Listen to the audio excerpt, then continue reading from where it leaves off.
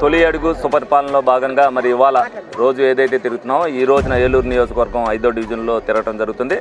ఇక్కడ ప్రభుత్వంగా పథకాలు అందరికీ కూడా వస్తున్నాయి. ఏదైతే కొత్త పెన్షన్లు కొంతమందికి ఏదైతే పాత గవర్నమెంట్లో ఆగిపోయినాయో వాటి గురించి ఆల్రెడీ రేపు ఆగస్టులో అసెంబ్లీలో జరిగే దాంట్లో నిర్ణయం తీసుకుంటానని చెప్పి ఆల్రెడీ కూడా చెప్పడం జరిగింది.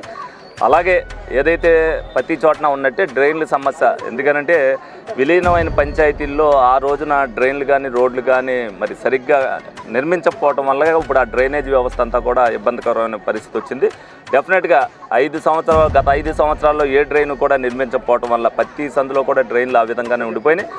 ఆ డ్రైన్లన్నీ కూడా యుద్ధ ప్రాతిపదికన ఏదైతే ఇబ్బందికరమైన పరిస్థితులు ఉన్నాయో అవన్నీ కూడా వచ్చే సంవత్సరం ఒక్కొక్కటిగా మేము నోట్ చేసుకోవడం, ప్రతి డివిజన్లో తిరగడం వల్ల అవి కూడా మాకు తెలుస్తున్నాయి. వాళ్ళు ఏదైతే వర్షాకాలంలో ఇబ్బంది పడే డ్రైన్లన్నీ కూడా మరి సరిచేయడం జరుగుద్ది. అలాగే కొత్తగా ఏదైతే కొత్త డ్రైన్లు వేయవలసి వచ్చినాయో అక్కడ కూడా వాళ్ళు ఏదైతే కల్వర్ట్ల మీదకి వచ్చారో అవి కూడా తీసేయమని అంటున్నారు. ఎందుకంటే డ్రైన్ లేదు కాబట్టి వాళ్ళు కూడా కట్టేసుకున్నామని చెప్తున్నారు. అవి కూడా తీసి వాళ్ళకి ఏది ఇబ్బంది లేకోకుండా చేయటం అనేది జరుగుద్ది. వాళ్ళకు కూడా కొద్దిగా అవగాహన ఉంది. ఇక్కడ నిన్న ఒక డివిజన్లో అవగాహన లేదు, కానీ ఇక్కడ ప్రజలందరికీ కూడా అవగాహన ఉంది.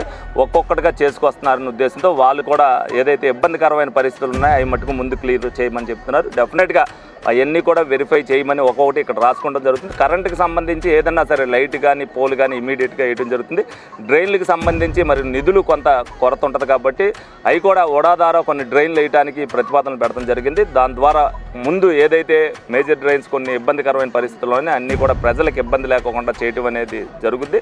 వాళ్ళు కూడా అర్థం చేసుకుంటున్నారు కాబట్టి ఏదన్నా ఉన్నా కూడా మేము కూడా ప్రజల దగ్గరికి వెళ్తే ఆ విషయాలు తెలుస్తాయి. ఇక్కడ కూడా స్థానిక నాయకులతో పాటు సచివాలయ సిబ్బందిని, అలాగే డిపార్ట్మెంట్ వాళ్ళని కానీ మేయర్ గారు కానీ అన్నీ కూడా తిరిగి చూడటం జరిగింది. ప్రతి విషయంలో కూడా కూలంకుషంగా నిర్ణయం తీసుకోవడం జరుగుద్ది. ఎవరికి కూడా ప్రజలకి ఇబ్బంది లేకోకుండా మళ్ళీ మేము వచ్చే నాటికి ఎప్పుడైతే 3 నెలలకు వచ్చినా 4 నెలలకు వచ్చినా వాళ్ళు ఏదైతే ఐడెంటిఫై చేసి చూపించారో అందులో సమస్యలు ఇమీడియట్గా క్లియర్ చేయగలిగిన అన్నీ కూడా చేసి వాళ్ళకి అప్పచెప్తామని సందర్భంగా వాళ్ళందరికీ కూడా తెలియజేయడం జరుగుతుంది.